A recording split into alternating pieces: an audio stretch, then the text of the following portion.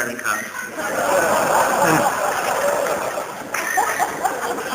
rather than the easier picking of the country's cerebral cortex and down the coast. The plaudits he received were all the more gratifying. Something is stirring in that great country. End of quote. Christopher Hitchens is known as a man of the left, except that he's too complex a thinker to be placed on a single left-right continuum. By the way, I've long been surprised that the very idea of a single left-right political spectrum works at all. Psychologists need many mathematical dimensions in order to locate the human personality. And why should political opinion be any different? With most people, it's surprising how much of the variance is explained by the single dimension we call left-right. If you know somebody's opinion on, say, the death penalty, you can usually guess their opinion on taxation or public health.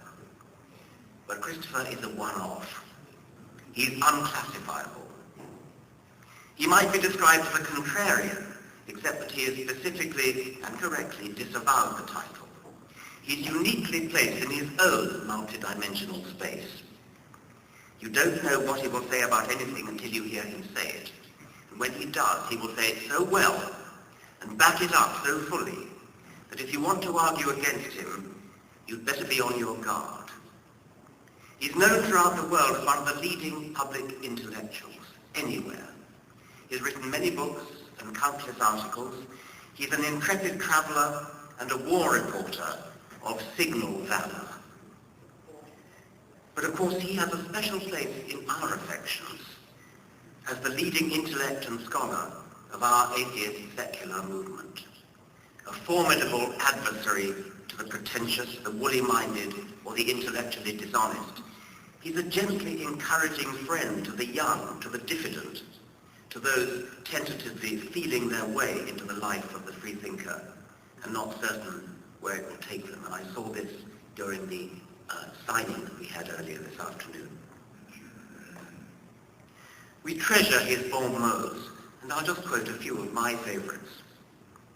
From the penetratingly logical, that which can be asserted without evidence can be dismissed without evidence, to the cuttingly witty, everybody does have a book in them, but in most cases, that's where it should stay. To the courageously unconventional, Mother Teresa was not a friend of the poor. She was a friend of poverty. She said that suffering was a gift from God. She spent her life opposing the only known cure for poverty, which is the empowerment of women and the emancipation of them from a livestock version of compulsory reproduction.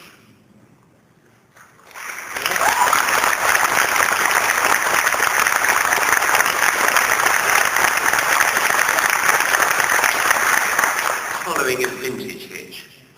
I suppose that one reason I've always detested religion is its sly tendency to insinuate the idea that the universe is designed with you in mind. Or even worse, that there is a divine plan into which one fits, whether one knows it or not. This kind of modesty is too arrogant for me. And what about this?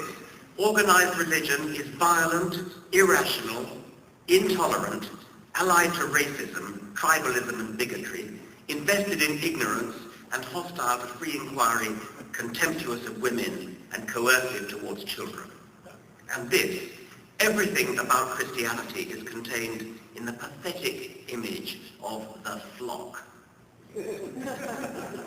Its respect for women and their rights shines forth. Who are your favorite heroines in real life? The women of Afghanistan, Iraq and Iran, who risk their lives and their beauty to defy the foulness of theocracy. Though not a scientist, and with no pretensions in that direction, he understands the importance of science in the advancement of our species and the destruction of religion and superstition. One must state it plainly. Religion comes from a period of human prehistory where nobody, not even the mighty Democritus, who concluded that all matter was made from atoms, had the smallest idea what was going on. It comes from the bawling and fearful infancy of our species, and is a babyish attempt to meet our inescapable demand for knowledge, as well as for comfort, reassurance, and other infantile needs. Today, the least educated of my children knows much more about the natural order than any of the founders of religion. He has inspired and energized and encouraged us. He has us cheering him on almost daily. He's even begotten a new word, the hitch slap.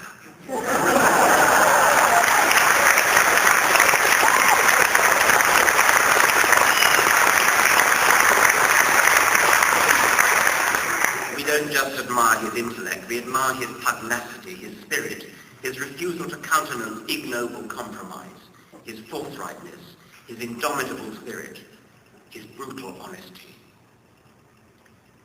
And in the very way he's looking his illness in the eye, he is embodying one part of the case against religion. Leave it to the religious to mewl and whimper at the feet of an imaginary deity in their fear of death. Leave it to them to spend their lives in denial of its reality. Hitch is looking it squarely in the eye, not denying it, not giving into it, but facing up to it, squarely and honestly, and with a courage that inspires us all. Before his illness, it was as an erudite author and essayist, a sparkling, devastating speaker, that this valiant horseman led the charge against the follies and lies of religion. Since his illness, he's added another weapon to his armory and ours, perhaps the most formidable and powerful weapon of all. His very character has become an outstanding and unmistakable symbol of the honesty and dignity of atheism, as well as of the worth and dignity of the human being when not debased by the infantile babblings of religion. Every day, he's demonstrating the falsehood of that most squalid of Christian lies, that there are no atheists in foxholes. Hitch is in a foxhole, and he's dealing with it with a courage and honesty and a dignity that any of us would be and should be proud to be able to muster.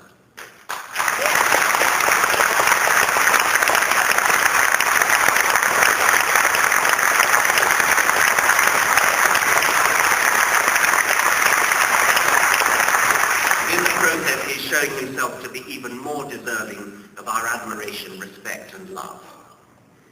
I was asked to honor Christopher Hitchens today. I need hardly say that he does me the far greater honor by accepting this award in my name. Ladies and gentlemen, comrades, I give you Christopher Hitchens. And so forth. And also we have a Q&A we hope.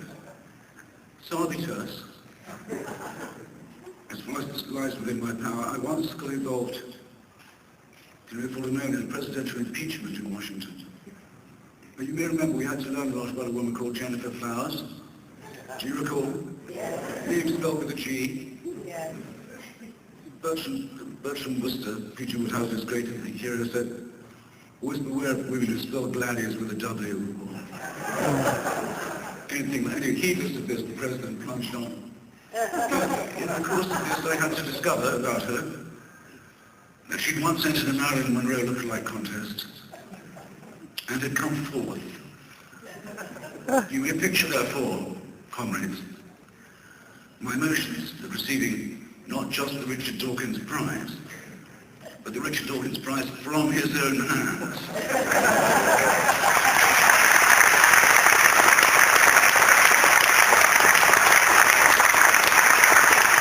I finally have an inkling of what the blonde bombshell must have been going through.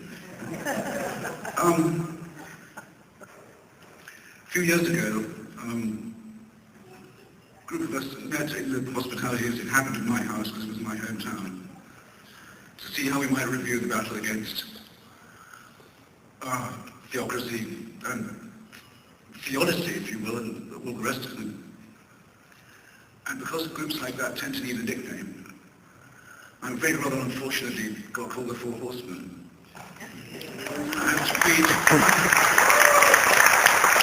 To plead partly guilty of that myself, I thought I'd better come up with something before anyone else did. and it was supposed to be the four horsemen of the counter-apocalypse. But there it is, we got settled with an answer, of course. Long may this illusion flourish. It's promoted me to parity with Professors Dawkins and Dennis and Sam Harris. And I have set my whole life, I'd like to think, against the spread of delusion. Rather wish this one a fair wind. It's rather nice to be associated in that company. It is true, however, that if we hadn't done it, someone was going to. There was going to have to be some kind of a pushback against what we could see coming. It was going to be a volunteer effort. It was going to communicate itself that way. How else were we going to reply to the increasing menace, rising menace of Islamic Jihad? How are we going to, for example, deal with the emergence of probably the most reactionary papacy since the mid-19th century?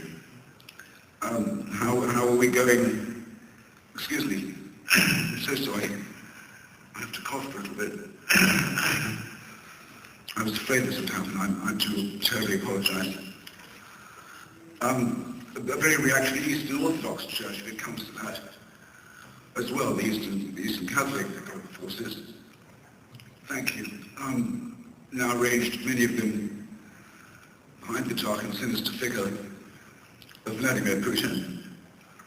Then one mustn't exempt, of course, the millennial settlers in Palestine who believe that by bringing in as many fanatics of Jewish origin as they can and forcing out as many Palestinian Arabs as they can, they may bring on the Messiah and indeed the apocalypse, and look forward to the common destruction of our species with relish.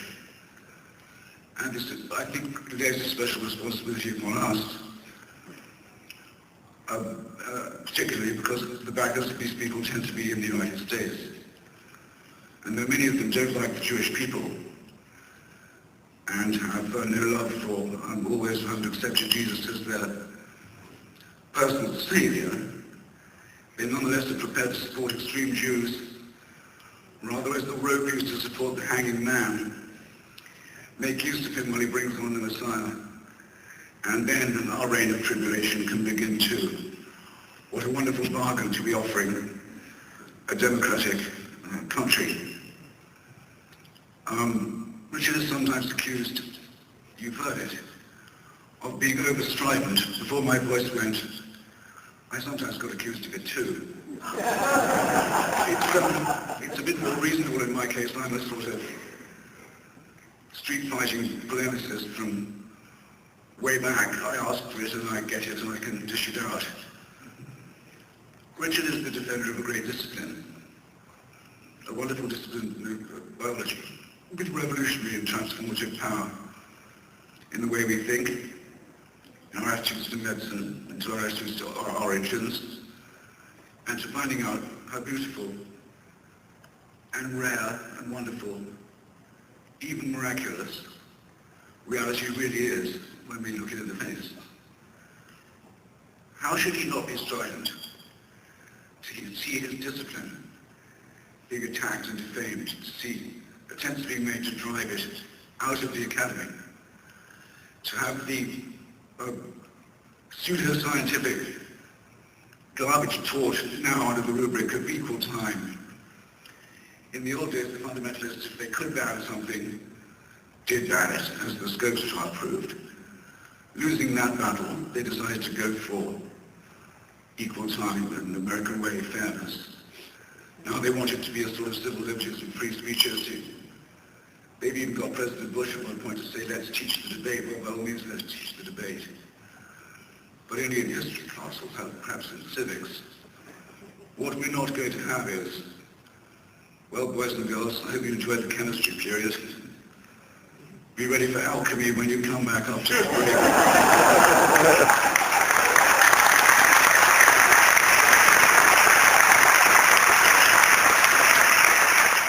Up with this, we will not put. We're not going to have our children stultified and insulted by the teaching of garbage of this kind. And it seems to me an outrage that Richard has fewer friends in his profession, it's for them, I think, to rally and draw the sword and say, we now help too, and that this nonsense will not pass. Now, some of you know, well, I guess you all know now, that the words of one of my favourite poets, Miss Dawkins, are quite often with me. Dawkins stole them actually from the Roman poet Horace. Non sum polis eram. I'm not as I was. And though, as I know as well as you do, there's no point in arguing about the actual date or time of departure, because I like to think there would be no good time. I hope you agree with that.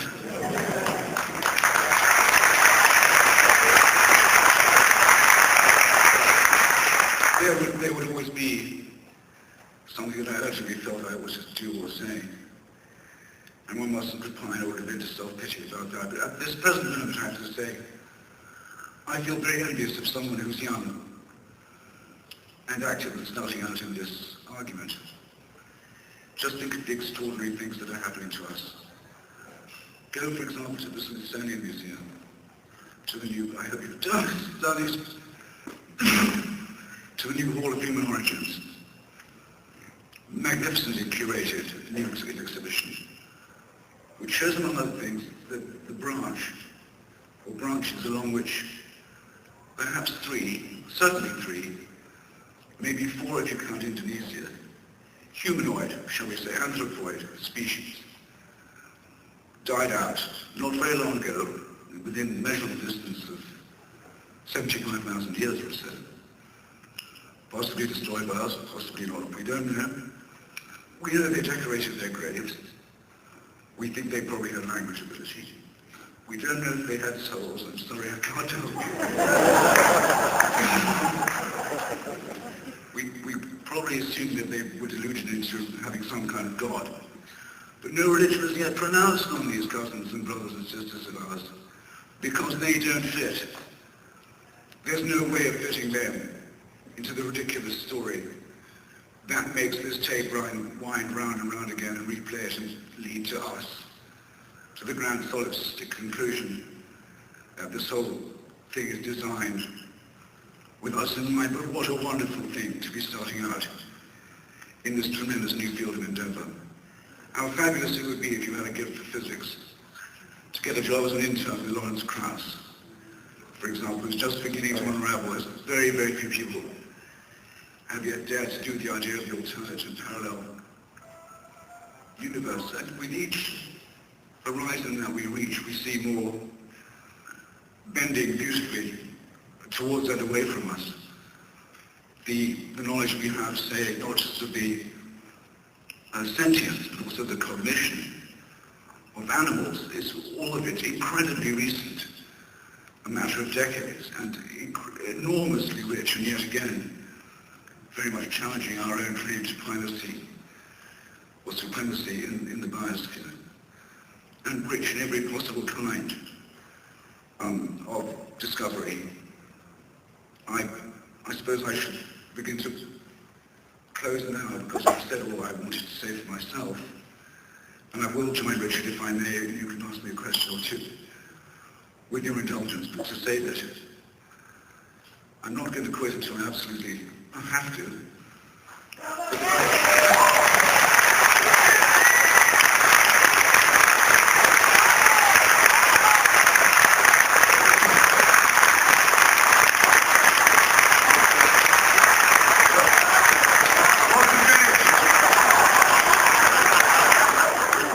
I'm not done.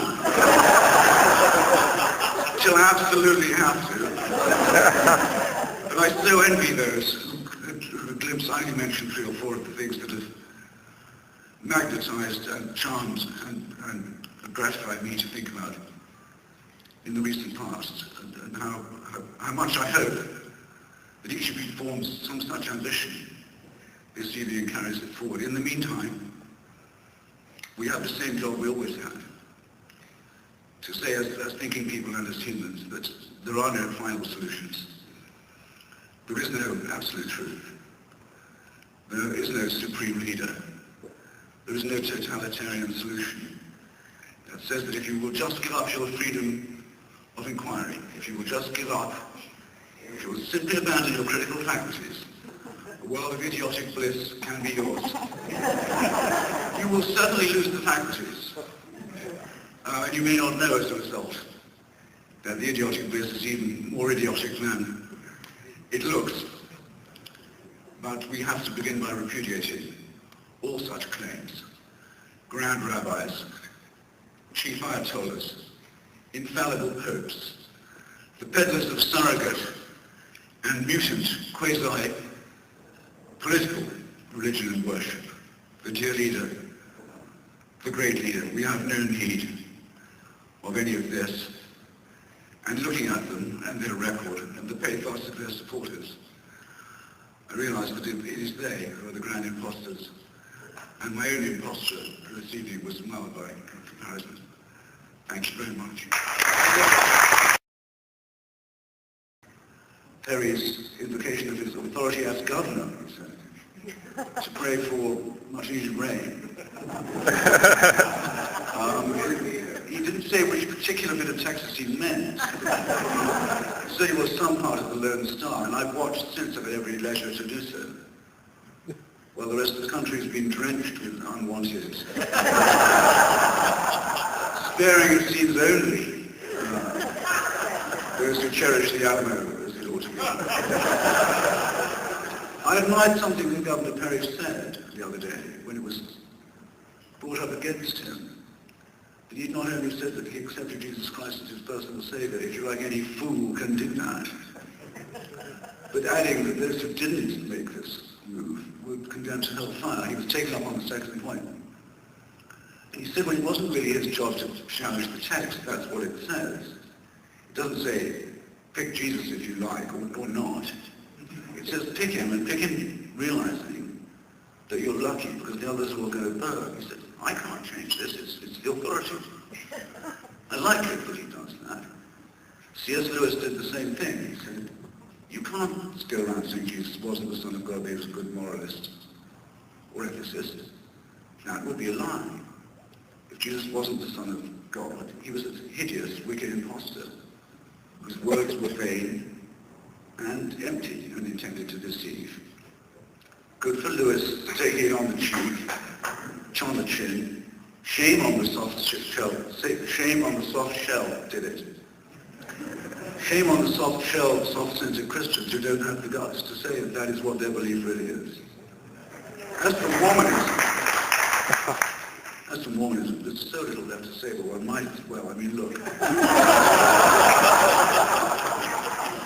The salamanders, the underwear, the whole... The real question it raises in my mind is we don't have many controlled experiments where you can actually see a religion being nailed together. And it's in the classified small ads of the newspapers of upstate New York. You can see the work of a well-known local fraud and convicted felon and conjurer actually doing it. And it's now the fastest growing faith of its kind in the world, and it gives us every license to think that the origins of all other religions were equally bemired and bemurdered with simple charlatanism and fanaticism. And I might add a kind of fanaticism too, in that it's probably true to say it's not a Christian organization, in the strictest and literal sense, as well as the sense intended by your pastor, Jeffers. Simply this, almost no one ever points it out except me. Joseph Smith said he wanted not to be Jesus of Nazareth, but Muhammad. He wanted to be the Muhammad of North America. His slogan was, for conquest in Utah and elsewhere, Al Quran or the sword. I think this would bear looking up and spreading around a bit, don't you?